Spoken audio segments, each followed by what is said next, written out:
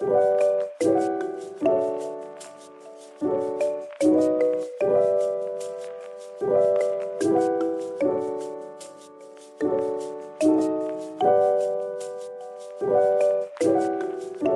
right, what's going on, everybody? Welcome back to another episode of the JoeyH podcast. Today, we got a very, very special guest with us today, Mr. Quincy Skinner. How are you today? I'm doing good, and yourself? I'm great. I'm great. Cannot complain. Um, we'll start this off. First question: what got you into football? Um, I to be honest, I just loved it since I was a kid. I remember being young, like around the ages of 3, 4, and sitting in the den with my granddad watching football every Sunday, him yelling at the TV, and like it just caught my eye. And from the first time I seen it, I just loved it, and I knew like I wanted to be on TV one day playing it. So that's what really got me into it. All right, all right. Now, what led to your decision to attend St. Thomas Aquinas? I remember being in middle school actually, and I didn't learn about St. Thomas until my 8th grade year, and just like doing research. I'm young, like I go around, everybody's like, "You pretty good, like you can like you do this at a high level, like do this at a high level." And I remember one day just sitting there and I looked up like the top wide receivers in the nation, and I remember Trayvon Grimes popped up, and then like I watched his videos and I was like this is somewhere I want to be. I watched all the high school games, I watched the culture, I watched the crowd and everything, and just hearing about Coach Harriet and his ideals and what he brings to the table, and how he not only helps men grow into great football players, but great men as well. Like I knew I wanted to be a part of that, so that's what really swayed in my decision. I got you. I got you. Um, Now, how do you look back at your experience at STA? Obviously, you won two state championships there, national championship, and the brotherhood that you created with those guys, Antonio Spencer, Jaden McBurrows, Dallas Turner, Braylon Brown, just to name a few. Like, how Mhm. do you look back at that overall experience there? That was a great experience. It was great. Like if I had one word to describe it all, it'd be great. Just being around those guys, and those are lead guys. And every day we're pushing each other to be better in high school, and we had fun while doing it. Iron sharpers iron, and just off the field as well. Like we're hanging around each other all the time. So we built that team camaraderie, and we were just able to bring that to the field and able to dominate. But like the experience overall and the brotherhood with those guys, like those are lifelong relationships. Like I still talk to Antonio Spencer every day, still talk to Braylon Brown every other week. Me and Marcus Rose, who was a grade over me, we talk every single day. That's my brother, so we talk every single day.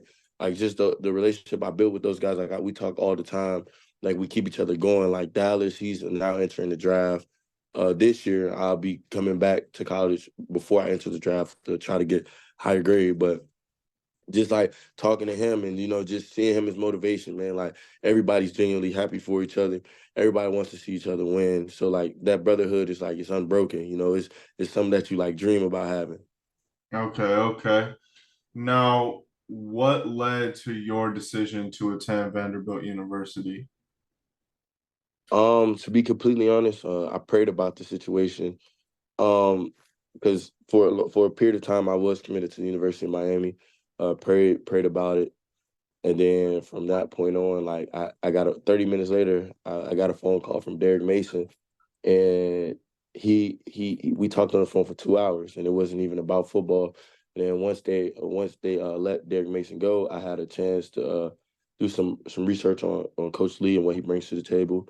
You know, being a part of winning championships, the Notre Dame team that was fighting to get in those playoffs.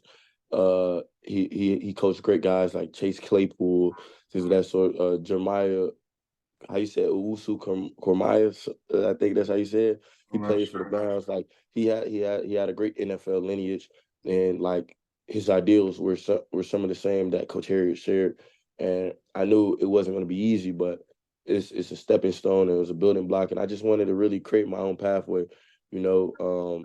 I coming out, I had a lot of offers, but I wanted to do something different. You know what I'm saying? I didn't want to follow somebody else's path. I wanted to create my own.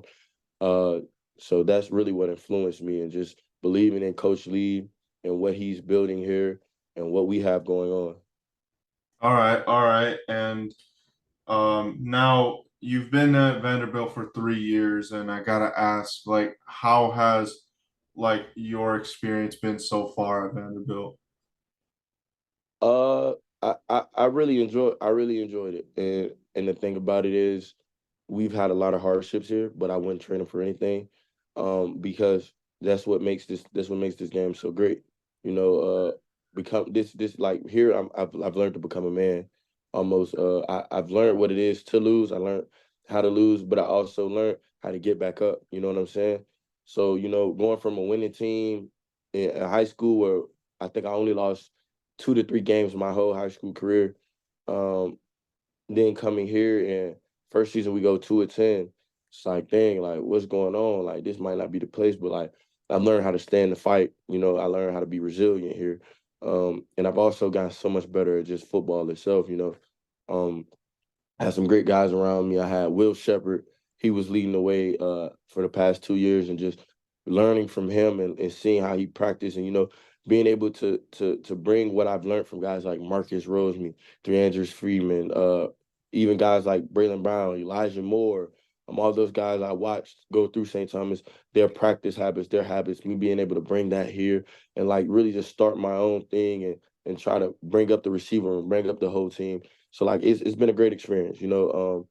We're still building, and I feel like this year is where we take off. We brought in a lot of pieces and things, but I wouldn't trade it for anything. All right. And now being a wide receiver, obviously there's a lot to choose from. I have to point out because I have seen videos of you like training with Stephon Diggs and Jamison Williams, and I obviously there's a lot of people to choose from this question, but who do you model your game after? I don't really try to model it after anybody. I just really try to find my strengths and just really take things from everybody's game.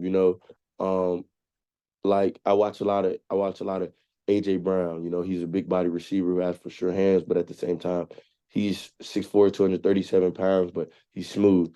I watch Stephon Diggs because he's a great route runner and he's unorthodox and he also has great hands. I watched the Jamison Williams. He just has God given speed. That's something you can't Yeah, really train. The Jerry Judys, the Calvin Ridleys, the Michael Thomases. I try to just take things from little things from other people's game and just really make my own game. Try because the things I'm good at, some other receivers may not be good at, uh, and the things they're good at, I might not be good at. So just me taking that and realizing my strengths, my weaknesses, and playing that into the role, and then trying to just build my own game. You know what I'm saying? I got you. Now what motivates you? Yeah, I love the game, man. I just love it. If somebody says something, some people get to play football, some people had to play football. For me, I felt it was like a must necessity, and it brought me to heights that I can't even imagine. Starting out, I remember being disgruntled and frustrated. Like I watch Elijah Moore, I'd be like, dang, I wanna move like this, I wanna move like that. I had some harsh in high school, my junior year. So just like being able to press forward and like this game, just like I've grew a love for this game that's like unconditional. So for me, it's just like I love the game. That's what keeps me going every day. Seeing those little kids back at home. When I go back home and they're like, "Yeah, man, you play college football. Can I get some gloves, man? Yeah. Man, I watched you play on TV. Like those things keep me going. Like I just really love this game and I want to see how good I can get." Before I ask you this question, like, how would you describe like your relationship with Stephon Diggs? Because I've seen, multiple videos of you like working out with him. Like, how would you like describe your relationship with him? He's like a big brother to me. I remember the first time I remember the first time I ever met him. It was at a workout actually, and like he pushed me and he told me like you special, like you have to use it, like you're special, you have God given ability that many people don't have, and the way you move and the way you're able to bend and you're able to get in and out of your breaks and also your hands, like you have to use all of that. So I just remember working out with him, and from that point on we just grew closer and closer, you know, from it, whether it's texting, hanging out, you know what I'm saying, working out with each other, like that's like a big brother to me. Okay. Now, what can we expect from you in the future? In what sense? Like, as far as, just you being like, it's just like your everyday life, and also like, the goals you have for the future as far as like, football, and, I obviously assume you want to graduate college, and, Mm. just what can we expect from you in those kind of senses? Okay, well, I will be graduating next spring, but before that, I will be entering the NFL draft this year. I'm sensing a breakout year. New coordinator. The room's wide open.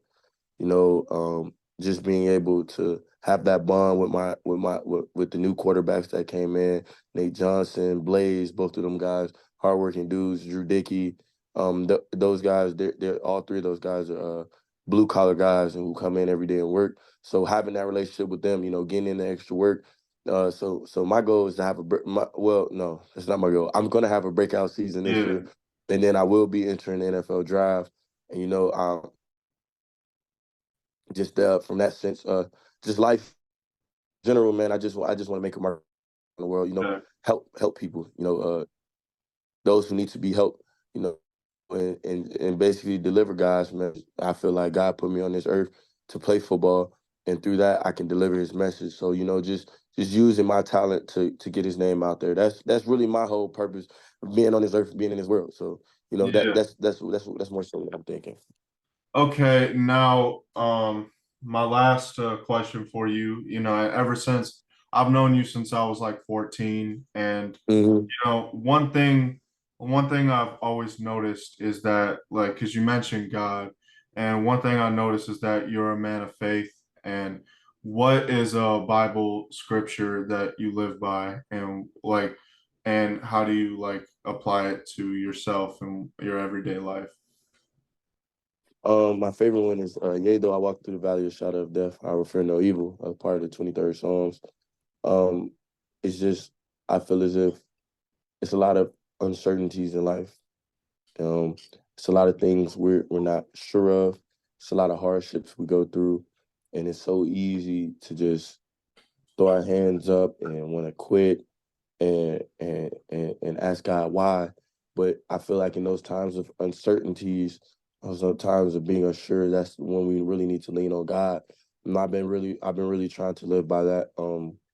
Because God doesn't give you the emotion of fear. That's the devil doing his works.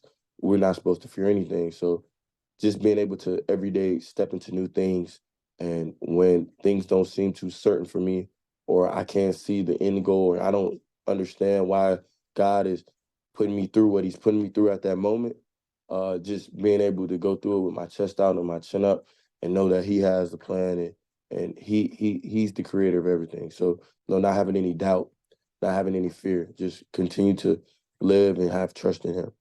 Okay. Okay.